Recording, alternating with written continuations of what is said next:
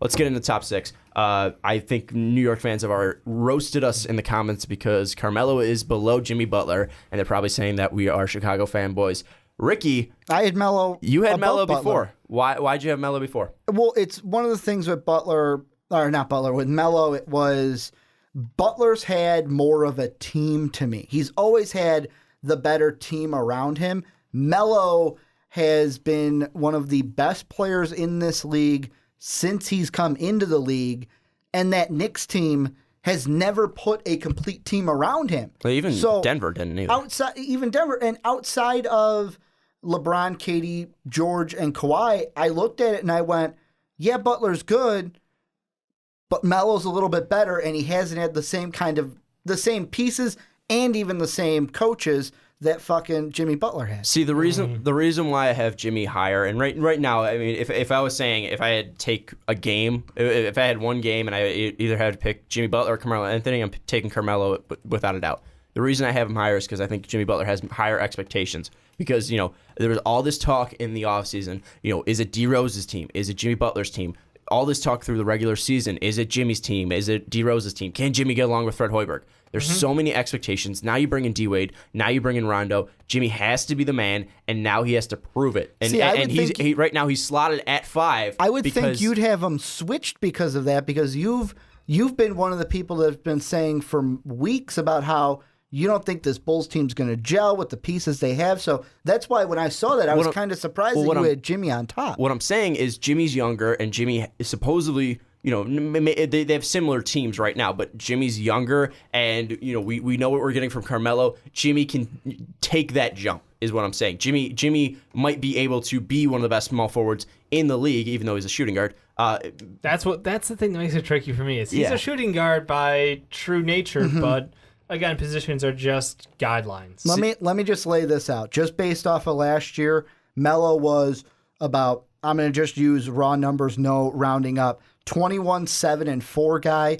Jimmy was a 25 and 4 guy. And I know what you're saying. Oh, the rebounding might be because Jimmy was more of a shooting guard last year, but Melo's had better stats in those things.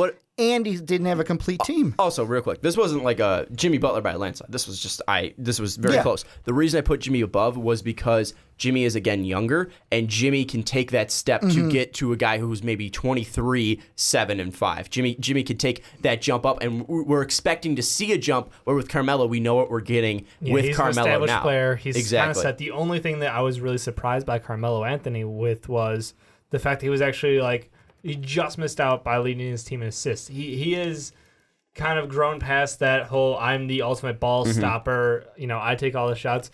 And he's learned his place too. As he's gotten older, he's not going to be the guy that can. Part of it was they had nobody on the team. Exactly. I mean, it was who do you want him to pass it to? Random white guy number 4 over there. That you mean does Sasa Vujacic? Yeah, sure. Maybe the veteran savviness of Jose Calderon. Put some respect on it. God damn no, you. No, but, just no. Okay, no, dude, it's 11. Yeah. It's getting late here. But no, look, Carmelo, he now has the All-Star team of 2011. He is loaded up. He will pass this ball. Of 2011. He's going to go for he's probably going to drop in points. He'll probably be 26 and 5. I'll say 26 and 5. Melo also has had injury problems too, so we can't also expect Melo to play a full season. Melo may choose to take games off. I'm just saying. I'm not calling him soft, but Melo's he's soft. never played. Melo's soft. And just to cement I'm gonna a point. spell it out though. Just to cement a point that I did make earlier, and this is why, to me, Butler's had a little bit more to lean on. Butler comes in 2011. Tom Thibodeau's his coach until Hoiberg last year. Melo comes in. I'm not saying that Butler hasn't had it easier. I know. Now just Butler's to New getting thrown York, in the fire. That's what I'm saying. Just to New York, because Melo came into New York that same year. Here's the coaches he's had: Mike D'Antoni, Mike Woodson, Derek Fisher, and then Rambis, and now Hornacek. Well, no, but what I'm saying is Melo's been thrown in the fire. Yeah. Melo's gone through the ringer. But he chose it. Melo doesn't have anything to lose. Melo's not going to slip. Melo's not going to fall out of this top 6. Jimmy can. So I'm saying Jimmy is above Melo right now because we expect him to be better. He has more expectations. I'm not saying that Melo's not a better player than Jimmy Butler. Right now, Carmelo's a better player. I'm not saying that. Melo's a better right now, scorer. Jimmy's a better defender. It kind of meets somewhere in the middle. Exactly. You're splitting hairs, but right now I put Jimmy over because we expect him to be better So than you're a going 32-year-old. more off of expectation And rather than potential. where they and the are. guys on his team. Expectations and potential. Yeah, It's okay. kind of like the For- Ben Simmons Wiggins thing. For me, I was going right now, start of the season, who's at the top. So that's why I have Melo above. that's the same thing. That's the thing. Melo will probably end up at 5. Melo's going to end up around 5 or 6. And the only way he stays at 6 is if Jimmy actually lives up to that hype, or if Wiggins somehow takes over him. But I don't think any of that's going to happen. I think Melo's going to end up at the end. But right now, you're looking at Jimmy Butler to be the guy. You're looking at Jimmy Butler to be the third best player in the East or in that area. You need him to be up there with Paul George. You need him to be up there with LeBron. You need him to be able to compete. Where with Melo, we know he can do that. We know Melo can do that. He ain't going to win, but he can do it. Yeah, because it's different teams. That's the thing. Melo can beat LeBron. I mean, Melo's got 3 gold medals. Doesn't matter. Gold medals matter more. Remember Exactly. that? Dude, nobody needs those rings when I got these gold. I think the thing is that Jimmy has more expectations, but Jimmy has more to lose. Carmelo is going to stay there. We know what Melo can do. Melo's a fantastic player, and I'm not trying to take anything away from Melo by putting him a little lower. I'm just saying that Melo, we know what we're going to get from him. Jimmy, we have more expectations for him, so we expect him to be the better player. So he's going to have to prove that. Yeah, and on my side, you say we know what we're getting from Melo. I'm saying, yep, and I'm putting that right above And that's Jimmy. fair. Again, it wasn't like it was a Jimmy by a landslide. Yeah, it was no. more. It was very close. Very close, except and then the top 4 was, or the top 5, whatever number it is. Those guys were above Jimmy and Melo by landslide. The top 4 with Kawhi at 4, Paul George at 3, KD at 2, and LeBron at number 1. LeBron cemented at number 1 without a doubt. We don't need to Best really talk player about that. in Look, the you, NBA. you could just pick a position, put LeBron at 1, and I'd be like, okay, that works. I wouldn't argue with that. I mean, Best overall player. like you said, across the board, he is an athletic freak who, along the lines, we've never seen anything like him. So, I mean, he's got all the skills you need. He's got everything. He's in his own class. LeBron doesn't need to play the regular season. LeBron doesn't need to play the first 2 Like rounds that whole of the playoffs. AI, like we talk about practice, like that's pretty much everything minus the finals. LeBron's final Eastern Conference. performance in the finals is one of the greatest performances we've seen ever. I mean, honestly, like he's up there with Jordan in the finals. He's up there with the old days of Wilt. I mean, this was insane. Up there with the days of Magic.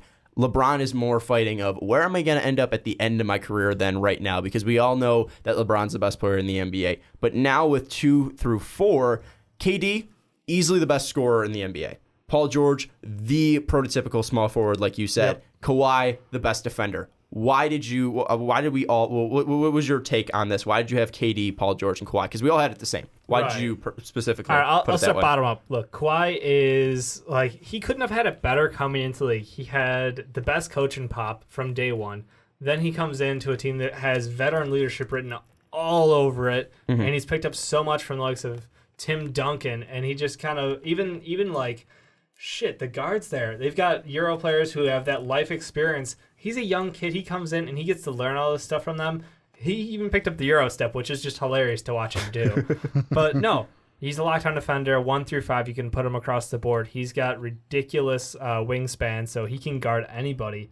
I mean, the big thing with Kawhi is, like, they went out and got LaMarcus Aldridge, which makes you go, is he not the guy?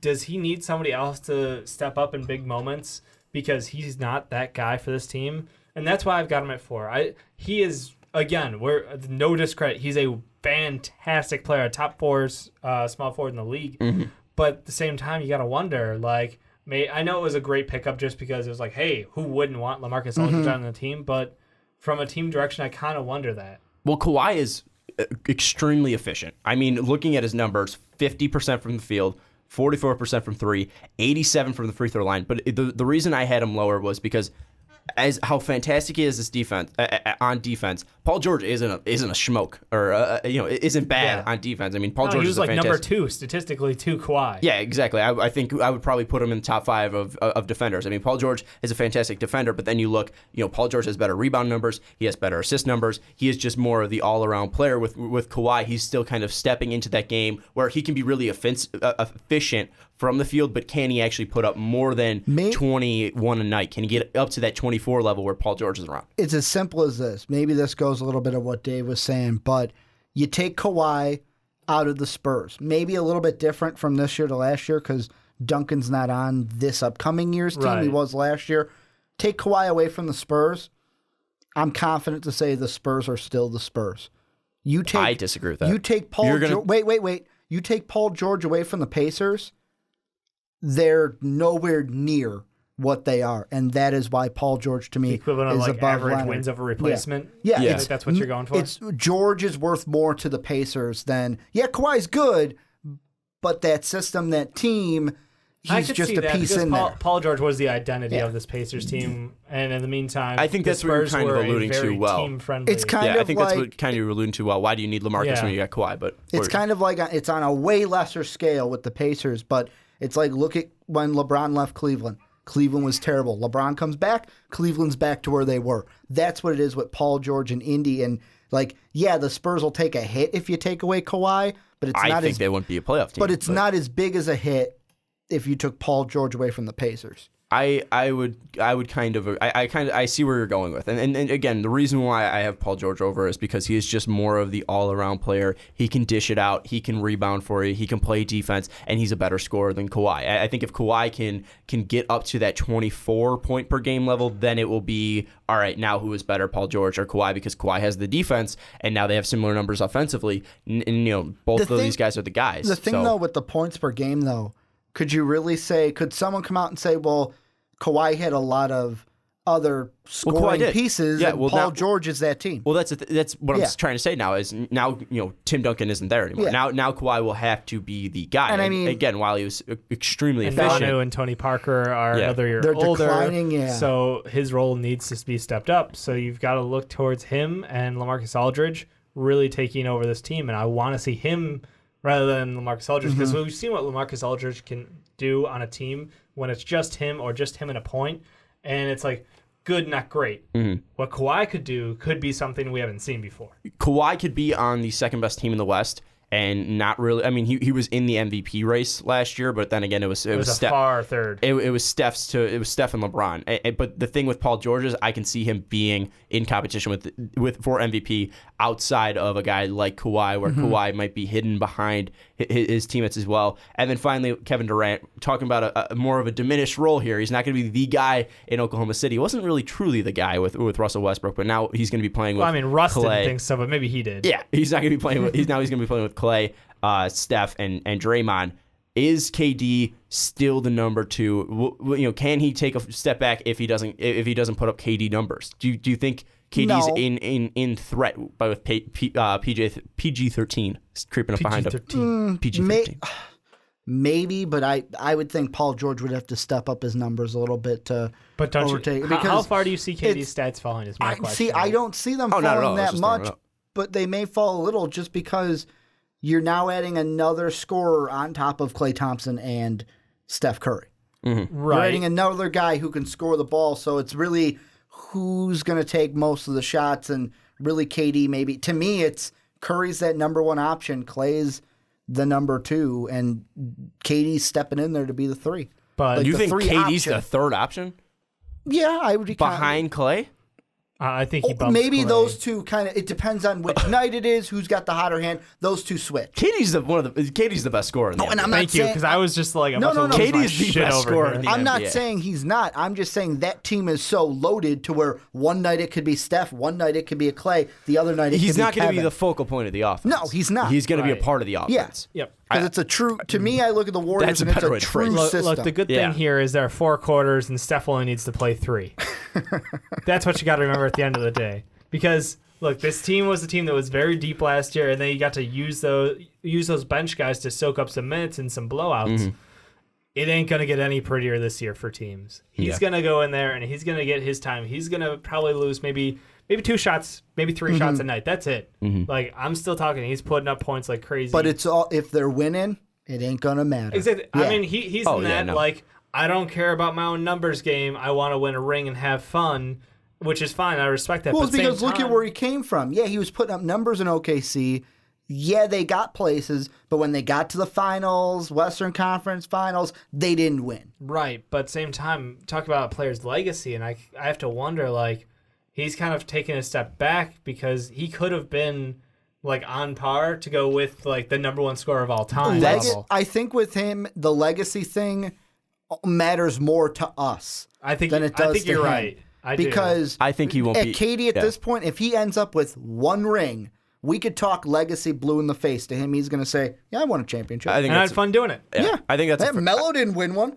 But Mel got three gold medals, sir. Yeah. 3 gold medals. Well, Katie still got time. Charles Yeah, he didn't. does. Charles didn't win one. And according to Charles, God wanted him to win that championship. I think that's a fair way to put it. I just want to ask one more question, and it's really the gap between 1 and 2. Is LeBron? Is there that much of a gap between LeBron and KD now? And is there that much of a gap between KD and PG-13 and Kawhi? Is there a huge gap, or is it tight between some and the gap between KD and PG is closer than LeBron. LeBron is number so? 1. LeBron is number 1 on this list. He's number 1, no question. I don't think anyone's questioning that, but Yeah, I want to say the gap between Paul George and KD is very small, and I think it's getting smaller because of his new role in this team.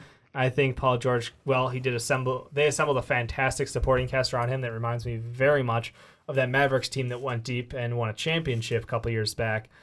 But again, Paul George is my go-to. Like, what's a small forward? It's Paul George. Like, he is a slightly worse version than LeBron James, and I mean that in the truest sense, slightly. Kevin Durant is a scoring phenomenon, like transcendent levels of shooting, scoring all around, crazy build.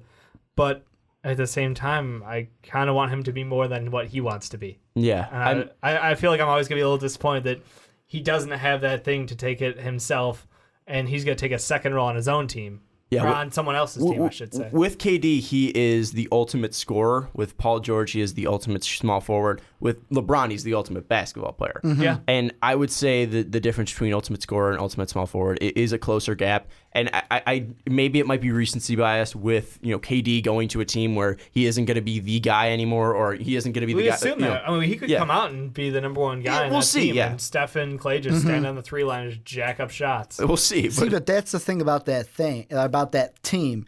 If that happens, Steph and think Clay, they're both okay with Steph and Clay sit there going, "You shoot, man. You shoot. We'll be your biggest And by cheerleaders." 3-point line, I mean about 18 feet behind it because they don't give a fuck as long as they're in the gym. Steph's shots. already got the 3-point record. Steph's like inbounder. Just hand it to me. Shot. Yeah, It's in. I mean that's where that team's at.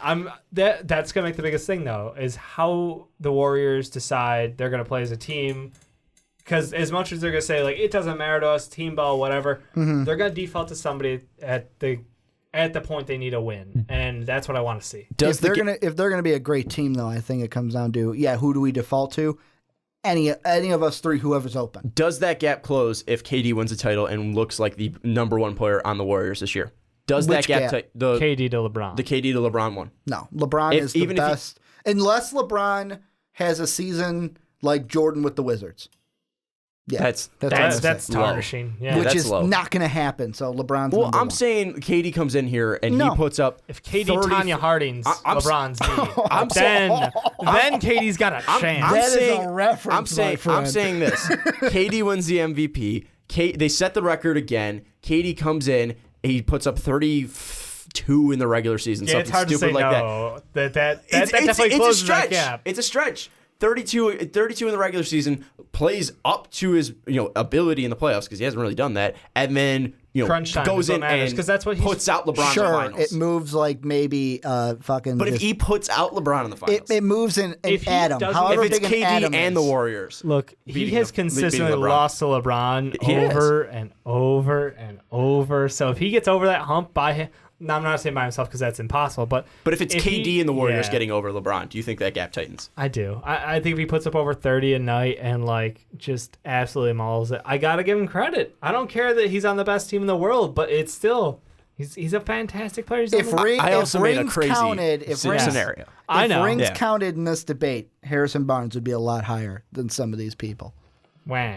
Oh, what a great way to end it. I there, think- Ricky. I think he has that, one ring. He has one ring. Look at Gallinari, Before Ricky Giannis, starts getting Wiggins. ridiculous here, let's shut this down, boys. Yes. I'm let's- just let's- saying, rings don't really matter when it comes to this. Let's wrap it up. Thank you so much for listening to this episode of the Fast Break. We did all shooting guards, or all small forwards. Shooting guards was last week. Shooting Sean. guards was last week. Hey, it's 11:30. Well, I mean, all, credit to Jimmy Butler is a shooting guard. we did all Could small be a forwards. small forward on this team, though, Brian. We did all small forwards this week. Thank you so much for listening. If you're listening on Blog Talk Radio, thank you for checking us out. If you're on SoundCloud, move over to Blog Talk Radio, blogtalkradio.com/mostvaluable-podcast. Check us out on there. That's where we will be from October 1st, 2016 and on. If you're listening on YouTube, hit that like button, hit that subscribe button. Do not forget to do those. Those help us out so much. And also check out our Patreon page, patreon.com/mostvaluable-podcast, talking about helping us out. If you want to help us out, the extra length, the little bit more, check out patreon.com. Our social medias are in the description down below, but that's going to wrap it up for Dave and Ricky. I'm Sean, and we'll see you next week. Thank you for listening to this MVP podcast. Follow us on Twitter at Most Valuable Pod for more great podcasts.